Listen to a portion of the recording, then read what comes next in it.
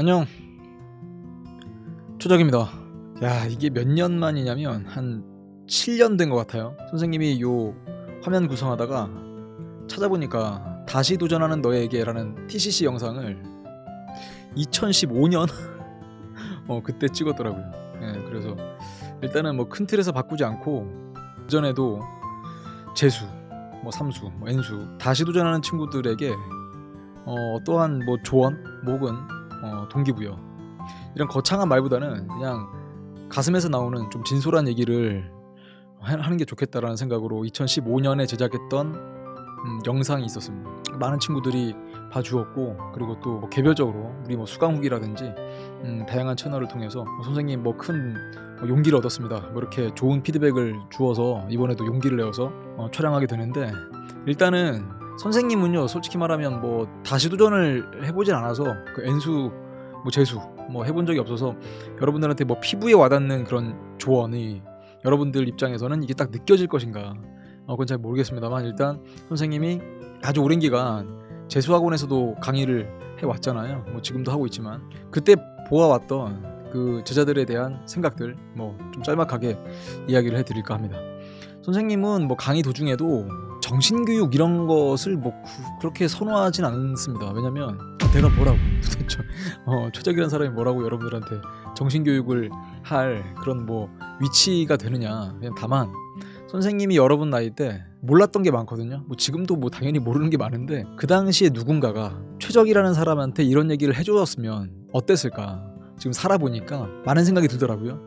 근데 가면 갈수록 어떤 확고한 생각이 든다기보다는 다양한 생각들의 이야기들 뭐 그런 얘기를 들었을 때 선생님도 생각을 좀 바꾸는 경우도 있고 또는 더 이렇게 발전하는 경우도 있습니다. 일단은 지금 이 시기 딱 시기가 합격자 발표가 나오다 보니까 이제 본의 아니게 다시 준비해야 되는 경우도 생기고요.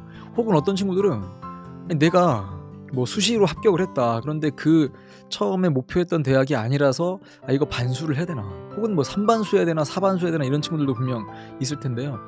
선생님이 느꼈던 이야기들을 좀 진솔하게 이야기를 해볼까 합니다. 자, 우선 선생님의 좀 솔직한 얘기를 말씀드리면 여기 써있죠. 그해 겨울 저기 이야기. 이건 뭐냐, 선생님이 고3 때 수능을 마친 이후에 새해가 밝고 그 다음에 서울에 올라왔을 때요, 그때 재수하러 올라왔었어요.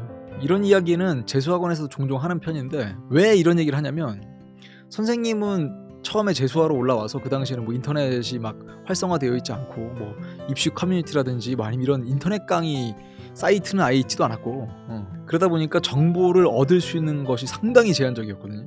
그 다음에 선생님이 나고 자랐던 그 제주도 같은 경우는 뭐 학원이 있긴 했지만 선생님이 뭐 학원을 다니면서 그렇게 공부를 해본 적이 없기 때문에 뭐 전혀 모르겠는 거예요. 뭐 국어, 수학, 영어에 뭐 유명한 선생님이 누구이신지 뭐 그 다음 어떤 강의가 어떤 학원에서 개설되었는지 전혀 모르니까 학원 탐색, 처음에 서울 올라와서 공항에서 내리고 그 다음에 노량진으로 향했던 기억이 있습니다. 가가지고는 학원 다 돌면서 카탈로그라고 하죠. 학원 안내 책자들 하나씩 다 모아놓고서 그냥 가방에 주섬주섬 넣고 그 다음에 삼촌댁으로 향했어요. 정확히 말하면 이제 오촌댁에 갔는데 그때 선생님보다 4살 어렸던 동생이 있었거든요. 육촌 동생이죠. 근데 그 동생이 저한테 뭐라고 했냐면, 선생님한테 형 재수해? 이렇게 묻는 거예요. 그 당시 그 육촌 동생은 중학생이었는데 그래도 이렇게 이것저것 들었을 거 아니에요, 아버지한테. 그래서 우리 형이 좀 공부 좀 한다고 들었는데 왜 재수하지? 다 떨어졌나? 뭐 이런 식의 이야기를 하면서 형 재수해? 이러길래 그렇게 됐어? 근데 그때 뭐라고 했냐면 육촌 동생이 재수는 공부 못하는 사람이나 하는 거 아니야? 형 공부 좀 하지 않아? 이런 얘기를 했던 기억이 있어요. 그래서 그냥 꿀밤 한 대를 콱 쥐어버릴까 하다가 가뜩이나 기분 싱숭생숭한데, 근데 그런 생각이 딱 들더라고요. 그러네, 공부를 못해서 정말 갈 데가 없어서 재수하는 경우도 없진 않지만 자기가 합격을 했음에도 불구하고 더 큰 꿈을 이루기 위해서 또 다른 목표를 찾기 위해서 말 그대로 다시 도전하는 친구들이 엄청나게 많습니다. 근데 선생님은 그렇게 올라왔다가 친구들과 이것저것 얘기를 하고 바로 꿈을 접었거든요. 그냥 내가 합격한 대학에 가서도 충분히 열심히 할 수 있다, 뭐 그런 가능성이 열리고, 솔직하게 말씀드리면 서울 왔는데 너무 놀기가 좋은 거예요, 진짜로. 그래서 엄두가 안 나는 겁니다. 이 놀기 좋은 환경에서 친구들은 대학을 갔는데 내가 다시 도전할 수 있는 정말 내 용기가 있는가. 그래서 바로 다음날 접었습니다. 이거 싫어합니다. 접고 그냥 부모님께 전화를 드리고 그냥 대학에 가겠다 이렇게 해서 그냥 갔었거든요. 이 얘기를 해드리는 이유는 다시 도전하는 우리 제자들의 용기, 그다음 그 결단력 정말 대단합니다.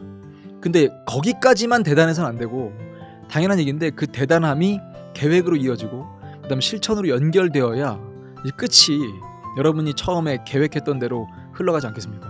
그래서 재수학원에 딱 가보면 정말 치열하게 열심히 공부하거든요. 집중하고 그 다음에 뭐 작년에 현역대 선생님의 강의를 들은 친구들이 그렇게 많이 앉아있음에도 불구하고 선생님의 강의를 그렇게 꼼꼼하게 열심히 들어주는 모습에 상당히 큰 감동을 받았었습니다. 여러분, 이게 1년이 늦었다 2년이 늦었다 지금 당장은 분명 조바심이 나요. 여기 2번에 써있죠. 그런데 이거는 아무런 흠이 되지 않습니다. 본인만 느끼는 걸 주세요. 혹은 그 시기에만 느끼는 거예요. 다른 친구들은 이제 봄이 되어가지고 막 뭐 인스타그램 이런 데 보니까 뭐 학교에서 뭐 오리엔테이션 하고 그다음 뭐 MT도 가고 그다음에 예를 들면 뭐 중간고사 준비한다고 막 도서관에서 치열하게 공부하고 있는 모습, 자기는 막 힘들다 이러면서 뭐 학점 따야 돼. 이게 너무나 다시 도전하는 본인 입장에서 본다면 너무 이게 부럽기도 하면서 자랑처럼 보일 때 있어요.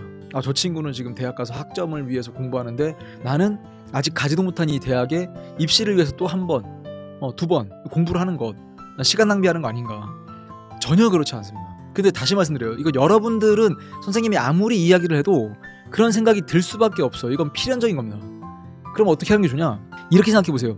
이게 1년, 2년이 늦었다는 건 아무런 티도 안 나는데 올해 수능 결과 혹은 올해 입시 결과에 따라서 여러분들이 1, 2년이 아무것도 아닌 거로 만들 수 있는지 혹은 그게 쌓이면서 더욱더 좁혀지지 않는 갭으로 느껴지게 되는 건 진짜 안타깝지만 올해 여러분들이 다시 도전하는 이 기간 동안에 얼마만큼 성장해 나가는가에 따라 달라질 겁니다. 선생님이 뭐 자주 하는 얘기 중에 입시에서의 성공도 성공이지만 여러분 스스로가 성장해야 되거든요. 그러니까 생각이 좀 더 깊어지거나 혹은 자신의 선택에 큰 책임을 질 수 있다라는 생각을 하거나 응석바지가 되어서는 안 됩니다.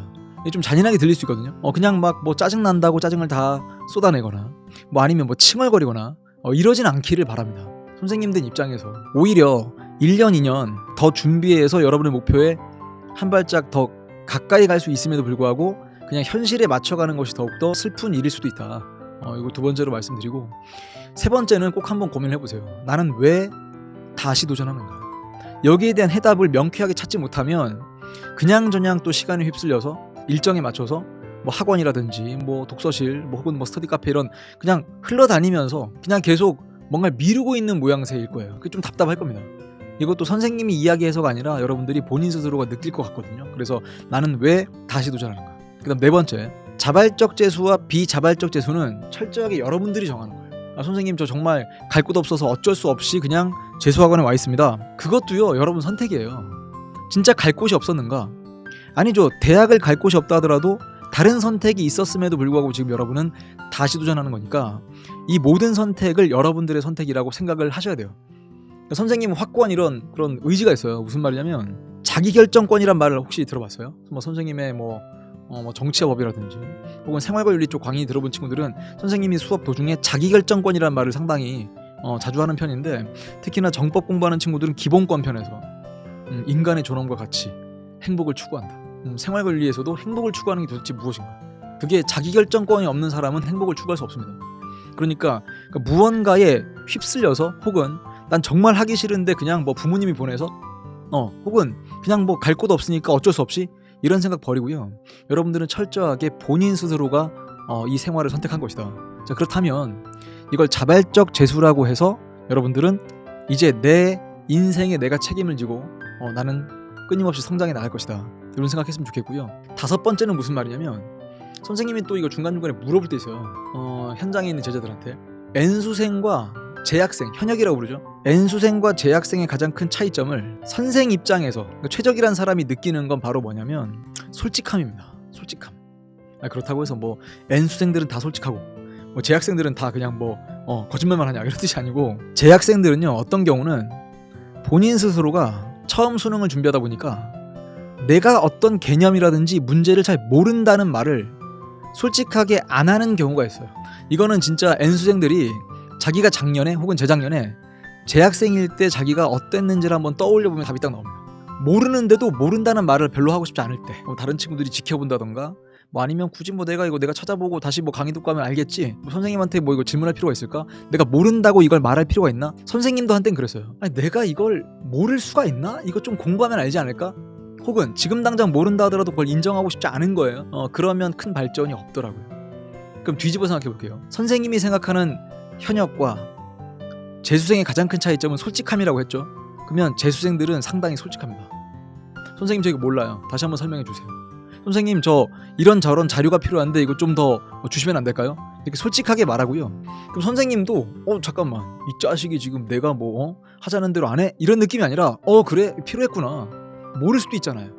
선생님조차 모를 수 있기 때문에 여러분들은 그걸 선생님한테 알려준다는 느낌도 있고 본인 스스로가 그게 필요하다는 걸 인식하는가 마는가. 내가 이걸 알고 이건 모른다. 이걸 가리는 능력이 상당히 중요합니다. 여러분 뭐 메타인지 이런 얘기 들어봤죠? 그러니까 이 메타인지라는 말을 주변에서 워낙 많이 쓰기도 하고 그 다음에 뭐 TV라든지 이런 데 보면 막 프로그램에서 뭐 메타인지가 중요하다는 얘기 하다 보니까 메타인지가 뭐지? 간단히 말씀드리면 내가 이걸 아는가 모르는가를 구분할 수 있는 능력, 그 다음에 모르는 건 모르는 것대로 딱 정리가 되고 이제부터 내가 이걸 알아나가야 되겠다라고 좀 더 진취적으로 능동적으로 학습하는 걸 메타인지력 이렇게 불러요. 그러니까 이번 다시 도전하는 이 기회에 내가 현역 때는 뭔가 모르는 걸 숨겨왔는데 필요한 건 반드시 선생님께 말씀을 드린다. 이게 최적이라는 사람에게만 하는 소리가 아니라 자기가 재수 종합학원 다닌다. 국어 질문 시간 잡아놓고 선생님한테 좀 여쭤보고 수학도 풀이 과정이 좀 애매하다 그러면 꼭 한번 검토를 하면서 여러분이 또 점검받으면서 공부하기를 바랍니다. 그럼 이런 말도 되겠죠. 재학생들은 다 솔직하지 않은 건 아닌데 재학생들이 혹시라도 이 영상을 보게 된다면 그래 내가 지금 선생님이 얘기하는 것처럼 좀 솔직하지 못한 거 아닌가? 내가 무언가를 모른다는 걸 잘 인정하지 않는 편인가? 한번 고민을 해보시길 바랍니다. 그러면 상당히 학습법의 측면에서 좋아지기 마련입니다. 6번은 뭐 길게 설명하진 않을 거고요. 뭐 이게 한자로 읽으면 앞에 게 지존이고요. 뒤에 게 자존심입니다. 원래 이게 자존심이라고 하는 건 좀 약한 개념이거든요. 무슨 말이냐? 자존심은 지킨다. 이런 말 많이 쓰죠. 근데 앞에 있는 지존은 지극히 존엄하다 할 때 쓰는 요 한자 지극히 존엄하다. 이게 무슨 말이냐면 존엄하다라고 하는 것이 자존심과 연결되면 이게 깨질 것 같으니까 내가 지켜줘야 돼요. 예를 들면 나는 지금 다시 도전하는데 친구들은 대학 갔어. 자존심 상해.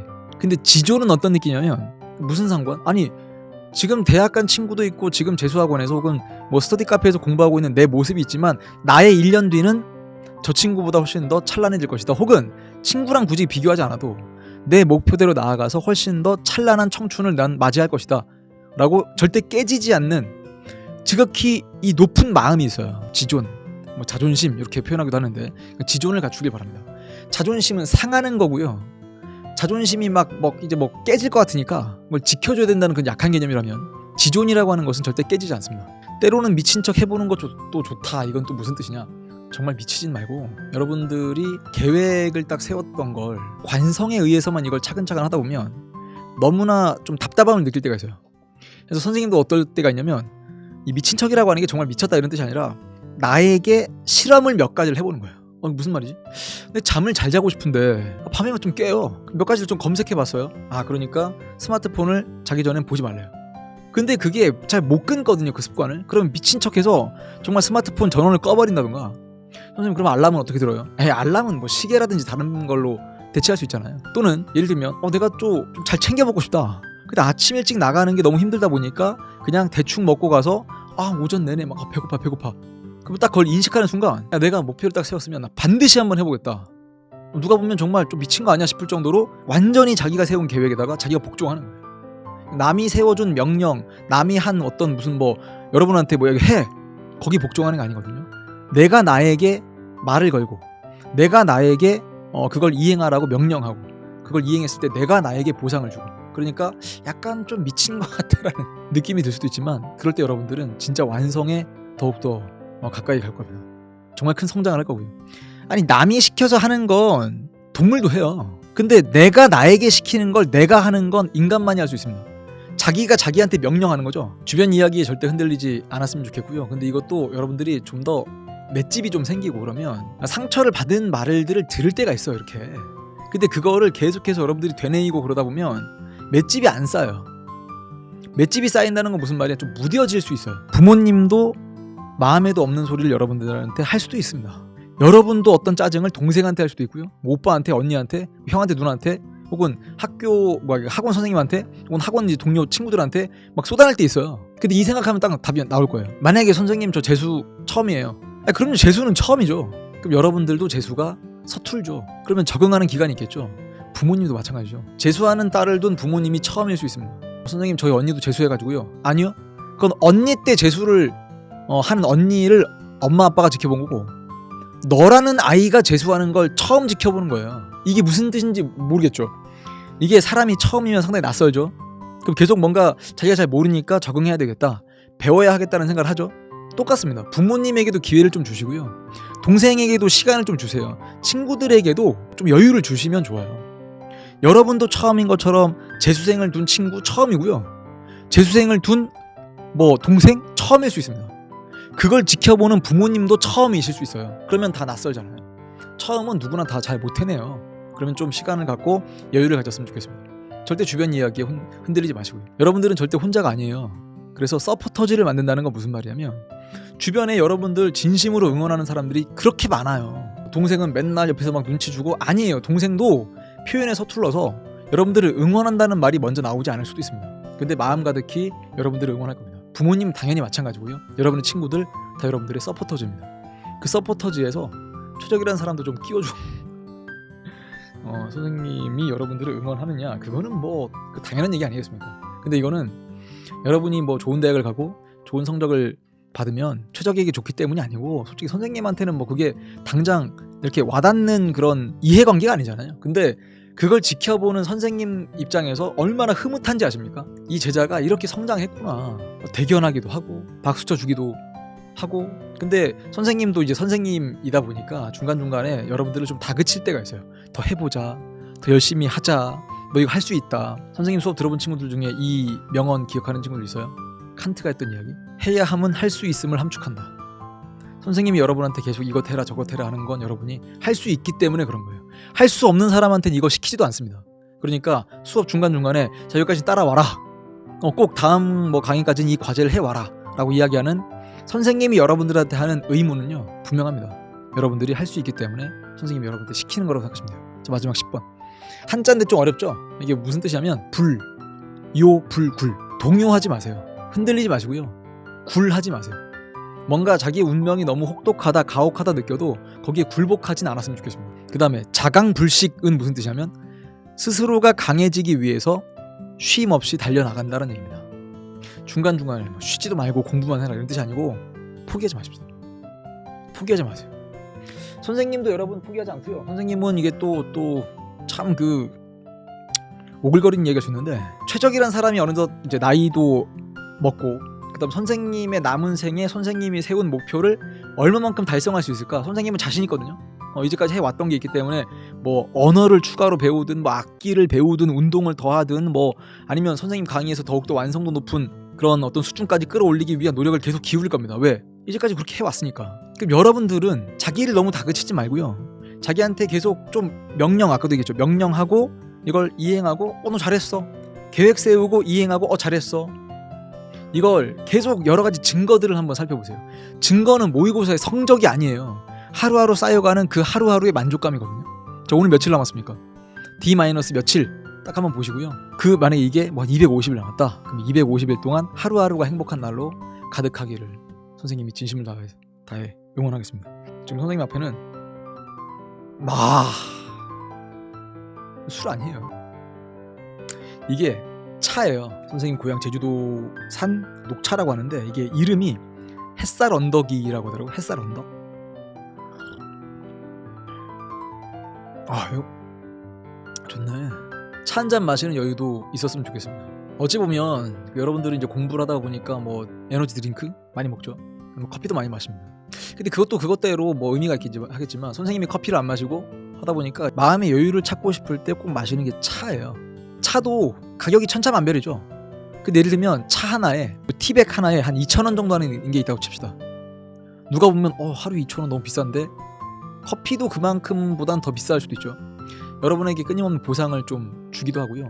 차 한 잔 마시면서 따뜻하게 손도 좀 녹이고 마음도 좀 녹이고, 그 다음에 함께 고생하는 친구가 있다 그러면 커피 한 잔 선물해 주는 것도 좋지만, 그 친구한테 차 한 잔 담아서 주는 여유. 우리 힘내자. 선생님도 기회가 된다면 여러분들한테 차 선물해 주고 싶은데 이게 영상으로 만나다 보니까 선생님은 마시게 됐네요. 햇살 가득한 언덕, 그게 여러분 앞에 찬란하게 펼쳐질 수 있기를 희망합니다. 자, 다시 도전하는 우리 적자들의 용기와 열정에 힘찬 박수를 보내면서 선생님 스스로도 우리 제자들의 선생님으로서 부끄럽지 않도록 최선을 다해서 혼신을 다해 강의하겠습니다. 그래야만 나중에 여러분이 선생님에게 강의를 들었다, 선생님의 제자다라는 것이 자랑이 되겠죠. 우리 힘내서 열심히 했으면 좋겠고요. 항상 하는 얘기 있어요. 건강관리 철저하게 하고요. 그리고 자신감 잃지 않고 입시의 성공뿐만 아니라 더 큰 성장을 이룰 수 있도록 진심을 담아 응원하겠습니다. 적자 생존 파이팅! 안녕!